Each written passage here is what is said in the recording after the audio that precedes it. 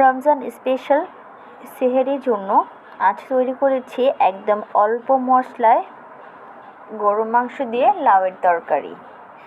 লাউ কিন্তু একটা ঠান্ডা সবজি, আর যদি ভোর রাত্রে সেহরিতে যদি এরকম একটা সবজি দিয়ে খাওয়া হয় তাহলে কিন্তু সারা দিনটা একদম ভালো যাবে। তো চলো ভিডিওটি শুরু করা যাক। তো হ্যালো এভরিওয়ান, আসসালামু আলাইকুম। সবাই কেমন আছেন? আশা করি সবাই ভালো আছেন। তো চলুন ভিডিওটি শুরু করা যাক। তো প্রথমেই আমি বেশ খানিকটা পেঁয়াজ এখানে অ্যাড করে দিয়েছি, আর পেঁয়াজটাকে ভালোভাবে একটু 2-3 মিনিট ভেজে নিয়েছি। হালকা ময়াম হয়ে গেলে এখানে আমি আদা রসুনের পেস্ট দিয়ে দিব। যেহেতু আমি কষিয়ে রান্না করব তাই এই সব কিছু আমি এখন ভালোভাবে ভেজে নিব। তো ভালোভাবে ভেজে নেওয়া হয়ে গেলে এখানে আমি মশলাগুলো এক এক করে অ্যাড করে দিব। যেহেতু আমি মাংস রান্না করব, তো মাংস রান্নার ক্ষেত্রে যা যা প্রয়োজন আমি এখানে সব কিছুই দিয়েছি, বাট হলুদ আর মরিচ এখানে আমি স্কিপ করেছি। এখানে ছিল আদা রসুন পেস্ট, সেটা কিন্তু প্রথমে দেখানো হয়েছে। তারপরে ছিল গরম মশলা, জিরে গুঁড়ো, ধনিয়ার গুঁড়ো, একটা তেজপাতা, বেশ খানিকটা কাঁচামরিচ, এই সব কিছুতে ভালো করে মশলাটাকে কষানো হয়েছে। যাই হোক, মশলাটা কষানো হয়ে গেলে এখন আমি এখানে দিয়ে দিব গরুর মাংসের পিসগুলি। এগুলি কিন্তু আমি আগে থাকতে সুন্দর করে ক্লিন করে রেখেছিলাম। তো এখন আমি দিয়ে এখানে 3 থেকে 4 মিনিট এভাবে আমি এটাকে রান্না করে নিব। এইভাবে কষিয়ে কষিয়ে রান্না করলে কিন্তু যে কোনো টেস্ট কিন্তু ভালো লাগে, আর যত তরকারির মশলা কষানো হবে সেই তরকারির টেস্ট কিন্তু তত বাড়বে। তো যাই হোক, ভালোভাবে কষানো হয়ে গেলে এখন আমি দিয়ে দিব পর্যাপ্ত পরিমাণের পানি, আর সেটা দিয়ে ভালোভাবে একটু নাড়াচাড়া দিয়ে ঢাকনা দিয়ে ঢেকে রেখে দেব। যেহেতু আমি আজকে কোনো প্রকারের গুঁড়ো মরিচটা ব্যবহার করিনি, তার জন্য কিন্তু বেশ পরিমাণ আমি এখানে কাঁচামরিচ অ্যাড করেছি। আজকে কাঁচামরিচের ফ্লেভারটাই থাকবে।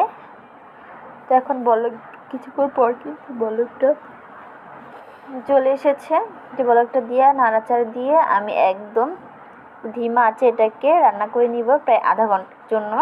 তো দেখো, আধা ঘন্টা পরে কিন্তু এই তরকারির পানিটা কিন্তু অলমোস্ট শুকিয়ে গিয়েছে। তো এই পর্যায়ে আমি আবার একটু ভালোভাবে ভাজা ভাজা করে নিয়েছি নাড়াচাড়া দিয়ে। তো এখন আমি আবার একটু পানি দিয়ে দিব, যেহেতু আমাদের এটা গরুর মাংস রান্না করছি, আর এটা কিন্তু অনেকটা একটু সময়ের প্রয়োজন। আর এমনিতেও মাংসটা কিন্তু আমার 70%-এর মতো কুক হয়ে গিয়েছিল, তাই আমি পর্যাপ্ত পরিমাণে যতটুকু আমার প্রয়োজন ততটুকু আমি অ্যাড করেছি। তারপর ভালোভাবে একটু নাড়াচাড়া দিয়ে ঢাকনা দিয়ে ঢেকে রেখে দেবো বলক আসা পর্যন্ত। কিছুক্ষণ পর বলক এসেছে, তারপর আবারও নাড়াচাড়া দিয়ে আবারও কম আঁচে রেখে দিব যাতে এটা পারফেক্টলি কুক হয়ে যেতে পারে মাংসটা। তো দেখো, পারফেক্টলি যখনই মাংসটা কুক হয়ে যাবে তখনই আমি এখানে অ্যাড করে দিব লাউ, যেটা আমি ভালোভাবে পরিষ্কার করে ক্লিন করে রেখেছিলাম। তো এখন লাউটা দিয়ে আর 2-3 মিনিট একটু নাড়া দিয়ে এভাবে রেখে দিব, তাহলে কিন্তু লাউটা নরম হয়ে যাবে আর লাউর গায়ে থেকে কিন্তু পানি ছেড়ে দিবে তার জন্য। তো কিছুক্ষণ পর আবার একটু নাড়াচাড়া দিয়ে দিব। এরকম একটু পরপর নাড়া দিলে কি হয়, উপরটা নিচে করলে তাড়াতাড়ি সেদ্ধ হয়ে যায় আর রান্নাটাও তাড়াতাড়ি হয়ে যায়।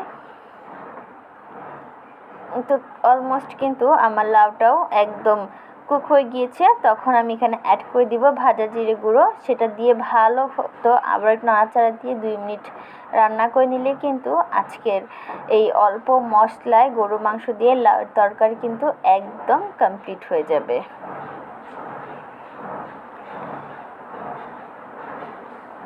তো আমাদের লাউয়ের তরকারি কিন্তু অলমোস্ট কমপ্লিট। তো চলো এখন পরিবেশন করে নেওয়া যাক। দেখো, পরিবেশন করার পর কতটা লোভনীয় হয়েছে না? সেহরিতে এরকমের হালকা পাতলা মশলায় যে কোনো তরকারি রান্না করলে কিন্তু স্বাস্থ্যের জন্য ভালো, আর খেতেও কিন্তু খুব ভালো উপকার হয়। তো ভিডিওটি ভালো লাগলে তোমরা একবার হলো এভাবে ট্রাই করে দেখতে পারো। আর ভিডিওটি ভালো লাগলে like, share, comment and subscribe করে পাশে থাকবে। তো আজ এ পর্যন্ত, আবার অন্য কোনো ভিডিওর সাথে নিশ্চয়ই দেখা হবে। আল্লাহ হাফেজ।